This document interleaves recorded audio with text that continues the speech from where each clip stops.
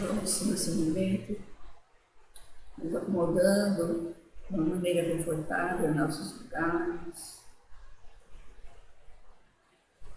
Vamos relaxando um pouco o nosso corpo, acalmando a nossa mente, o nosso coração. Vamos deixar lá fora os problemas do dia a dia, nossas dificuldades, para que possamos nos ligar aos amigos espirituais conosco presentes nesse momento. Vamos cumprimentando o nosso mentor individual, vamos agradecendo a esse amigo querido por estar ao nosso lado em todos os momentos dessa nossa jornada na Terra, sempre nos orientando, nos amparando, nos fortalecendo, nos enviando. Vamos cumprimentando ao mentor de cada um aqui presente, aos espíritos amigos, a todas as equipes que comparecem à nossa casa para o trabalho dessa noite. Vamos pedindo às equipes de higienização e limpeza que percorram todos os ambientes, retirem toda a negatividade que porventura houver, para que permaneçam apenas energias animadoras, de amor, de paz, de serenidade, de harmonia. Vamos cumprimentando a nossa Mãe Maria de Nazaré, Mãe de Jesus, nossa Mãe espiritual, mentora da nossa casa. Vamos pedindo a sua proteção, que ela nos envolva em seu manto de luz e de paz, e nos ensine a ser mais amorosos, mais caridosos, mais tolerantes, mais solidários e mais fraternos. E junto de nossa Mãe, vamos até Jesus, nosso irmão maior, nosso mestre, e agradecemos a Ele pelos ensinamentos que nos trouxe nos seus evangelhos, por seu amor infinito e pela sustentação que nos dá através dessas mensageiros celestes. Junto de Jesus e de Maria, já vamos até o mais alto, até nosso Pai Criador. E agradecemos ao Pai por tudo que somos, por tudo que temos, pelas oportunidades que nos proporciona para nosso crescimento e aprendizagem, por mais essa encarnação nesse abençoado planeta, por mais esse dia, por mais essa oportunidade de estarmos novamente aqui reunidos. E agradecemos dizendo: Pai nosso que estais no céu, santificado seja o vosso nome, venha a nós o vosso reino, seja feita a vossa vontade, assim na terra como no céu. O pão nosso de cada dia nos dai hoje. Perdoa as nossas dívidas, assim como perdoamos aos nossos devedores. E não nos deixeis cair em tentação, e livrai-nos de todo mal, que assim seja, graças a Deus. Boa noite a todos.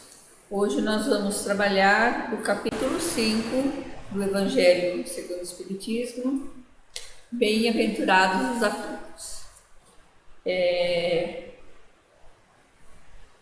Primeiramente, nós temos dois trechos, três, do Evangelho de Mateus e de 2 de Lucas. Eu vou ler esses trechos, então, para a gente dar início à nossa palestra. Isso está lá no Sermão da Montanha, né? Bem-aventurados os que choram, porque serão consolados. Bem-aventurados os que têm fome e sede de justiça, porque serão fartos. Bem-aventurados os que padecem perseguição por amor da justiça, porque deles é o reino do céu. Bem-aventurados vós, os pobres, porque vosso é o reino de Deus. Bem-aventurados os que agora tendes fome, porque sereis fartos. Bem-aventurados vós, que agora chorais, porque rireis. Lucas. Mas ai de vós, ricos, que tendes no mundo a vossa consolação. Mas ai de vós, os que estáis fartos, porque tereis fome. Ai de vós, os que agora rides, porque gemereis. e chorareis. Bom, então, primeiramente, nós vamos falar da justiça das aflições. Jesus prometeu, né? Bem-aventurados os aflitos. Se para a gente ainda é difícil entender por que será que ele disse bem-aventurados os aflitos, né? Aflito é aquele que está sofrendo. Porque sereis consolados mais na frente, né? Então, todas essas compensações que Jesus prometeu não é para o dia de hoje, não é para agora, é para o futuro, né? Então, sem essa certeza de um futuro, não teria razão de ser essas compensações que Jesus prometeu. Ainda seria uma enganação, né? Porque nós vamos acreditar que bem-aventurados os aflitos, aqueles que estão chorando, sofrendo. Então, eles vão ser consolados quando, se não existisse futuro? Mesmo assim, com essa certeza, ainda dificilmente nós podemos entender que o sofrimento tem alguma utilidade. Então, disse que é necessário sofrer para ser feliz, para ter algum mérito, né? Mas aí as pessoas perguntam, por que uns sofrem mais do que os outros? Porque uns nascem na miséria e outros nascem na opulência, na riqueza, com tudo de bom e do melhor, sem nenhum deles terem feito nada que merecesse, nem a miséria e nem a riqueza, para que se justificasse essa condição atual. Para uns nada dá certo, enquanto para outros tudo parece sorrir, cair de mão beijada. Mas o que ainda menos se compreende é ver os bens e os males distribuídos desigualmente entre o vício e a virtude, né? Entre os bons e os que não são bons. Ver homens virtuosos sofrer ao lado daqueles malvados, né? Que prosperam. Como pode acontecer uma coisa dessa?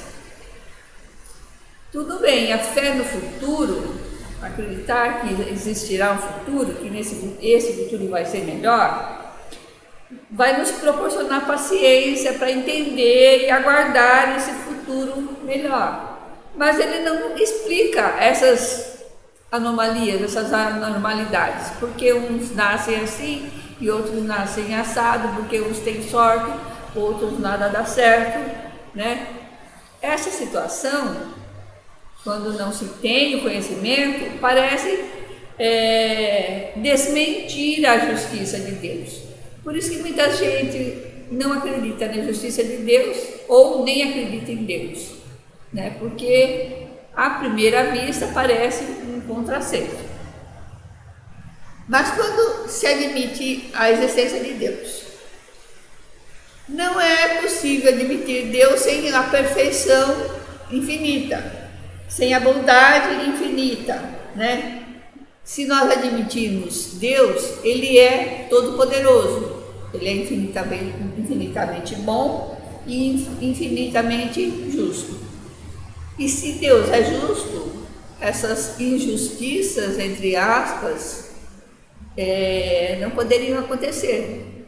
Ou seja, se Deus é justo e Ele não age por capricho, e Ele não age com parcialidade, é porque essas vicissitudes da nossa vida têm que ter uma causa. E se Deus é justo, essa causa tem que ser justa. Ou seja, essa causa, vamos ver de onde ela vem, né? Vamos estudar que causa é essa que é justa e nos faz sofrer nesse momento.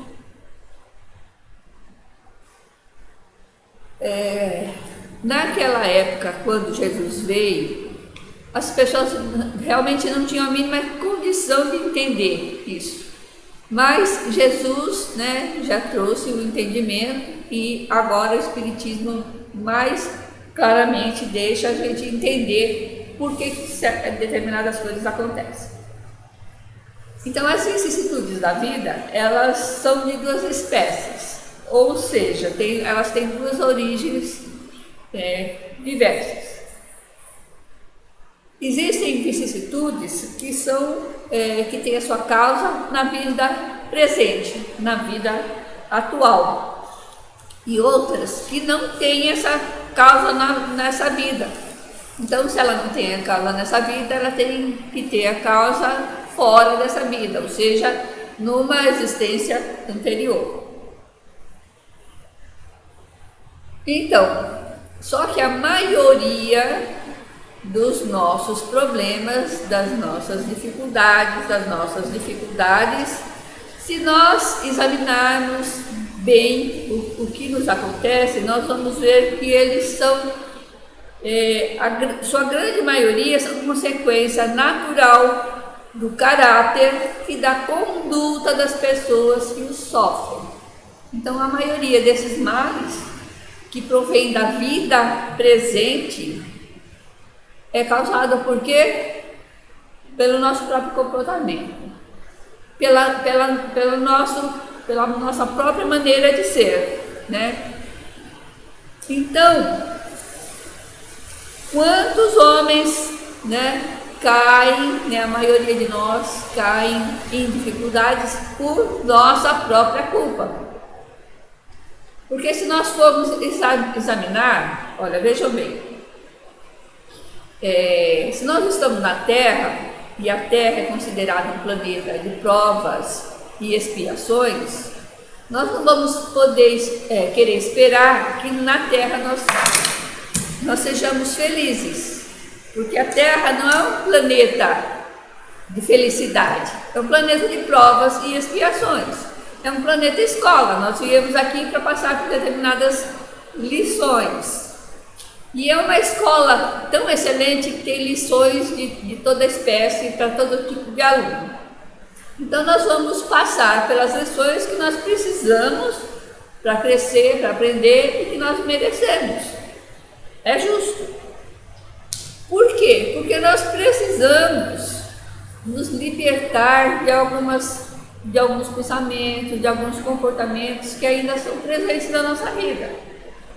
Então, quando a gente vai procurar, no momento presente, a fonte dos nossos males, nós vamos achar essa fonte aonde? Primeiro, na imprevidência. As pessoas fazem as coisas sem pensar no resultado final daquilo que ela está fazendo. Mas vão fazer.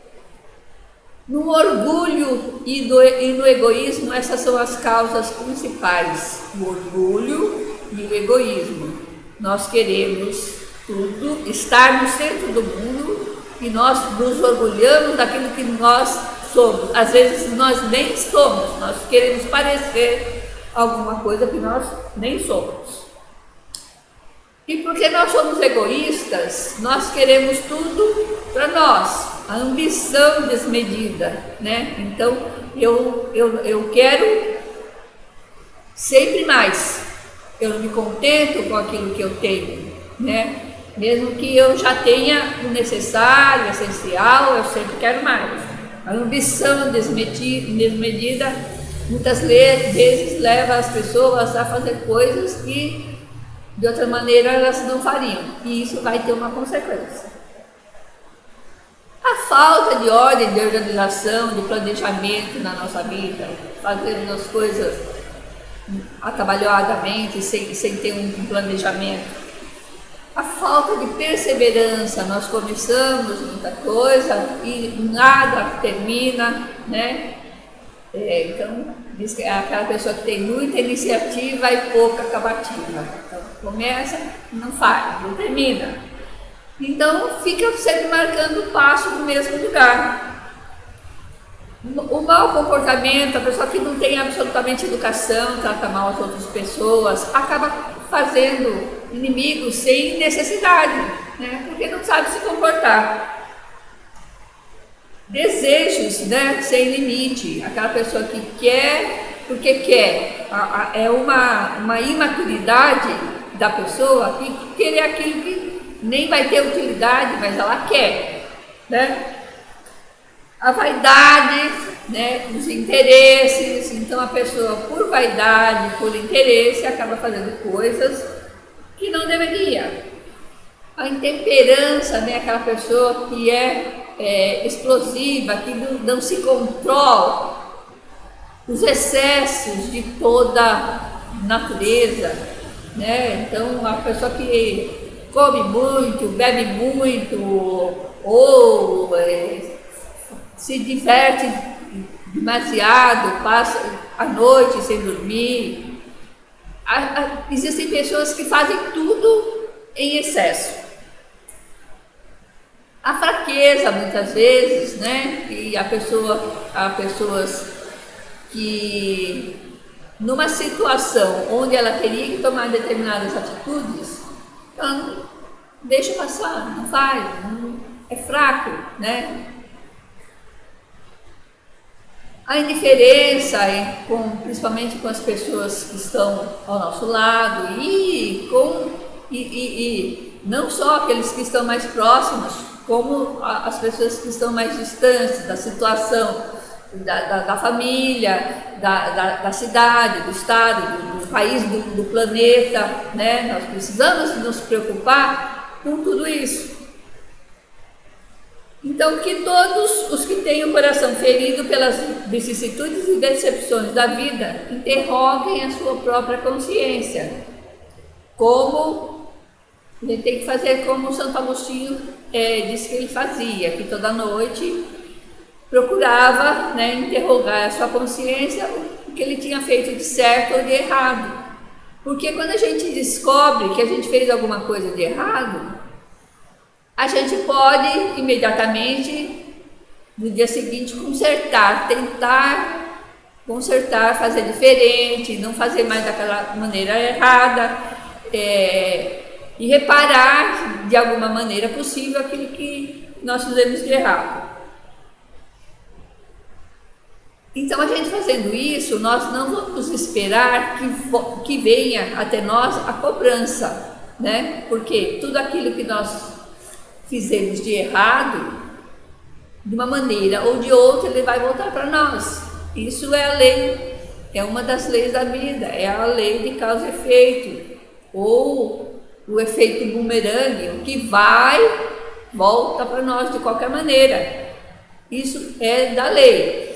Não que Deus esteja lá de cima com aquele olho, como dizem por aí, olhando tudo que nós fazemos. Mas Deus rege a natureza, Deus rege o universo através das suas leis. Isso está na lei.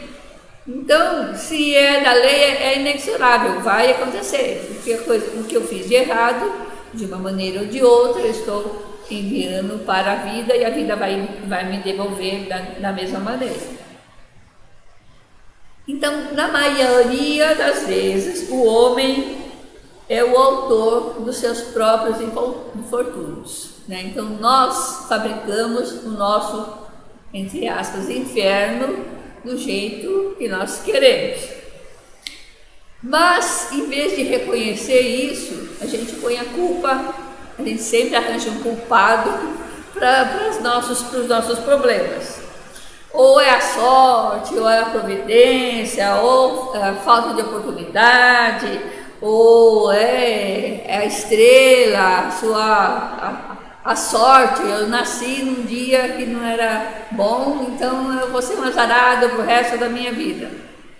Não é isso, né? Porque a maioria das vezes, isso é a nossa própria maneira errada de tratar a vida, de viver, né? De nos portar na vida. Então, dessa maneira, a maioria desses males que nós enfrentamos, dessas vicissitudes, é de nossa própria fabricação, nós que construímos as nossas dificuldades. E como é que se faz para evitar isso? É simples, é trabalhando para a sua melhoria, para o seu adiantamento moral.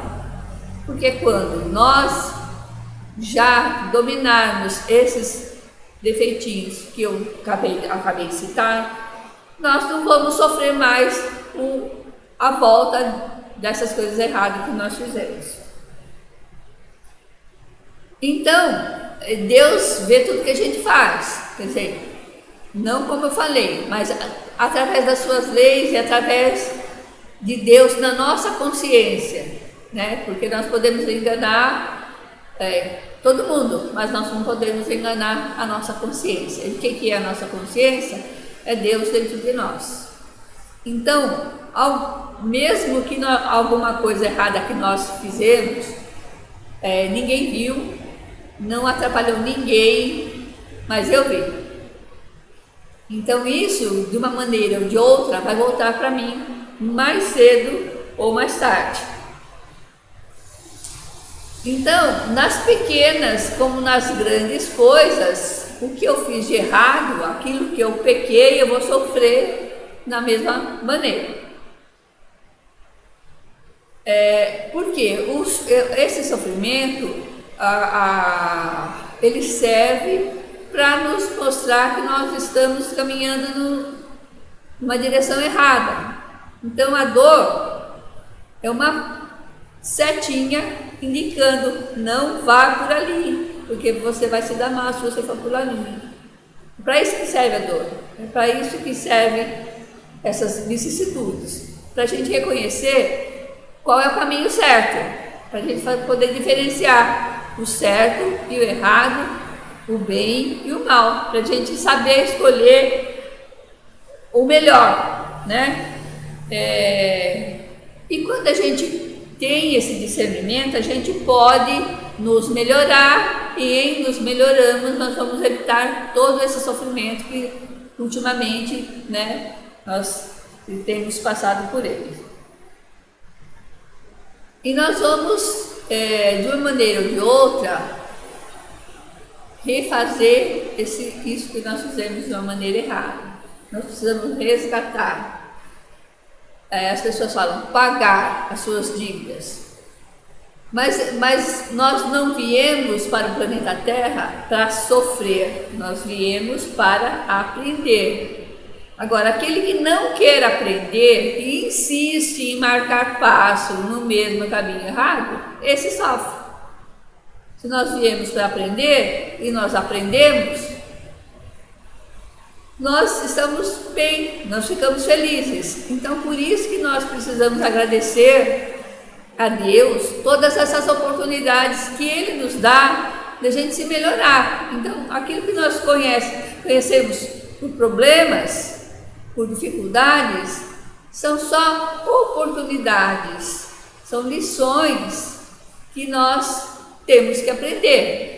E quando a gente não aprende determinada lição, o que vai acontecer? Nós vamos repetir aquela lição várias vezes, até nós realmente aprendermos aquilo que nós precisamos aprender. Então, assim como aquele indivíduo preguiçoso que passa o dia sem fazer nada, chega no final da tarde, ele não fez nada, então ele se arrepende de não ter feito o que era para fazer, mas no outro dia nasce o sol novamente e ele tem mais as 24 horas pela frente para refazer aquilo que ele deixou de fazer. Dessa mesma maneira, mesmo que nós não refaçamos aquilo que nós fizemos errado nessa vida, né? Porque muitas vezes nem é possível isso, então a gente vai deixar isso para refazer uma vida futura. Então, numa nova encarnação, em outra situação, nós teremos a oportunidade sim de aprender essa lição e refazer a nossa jornada.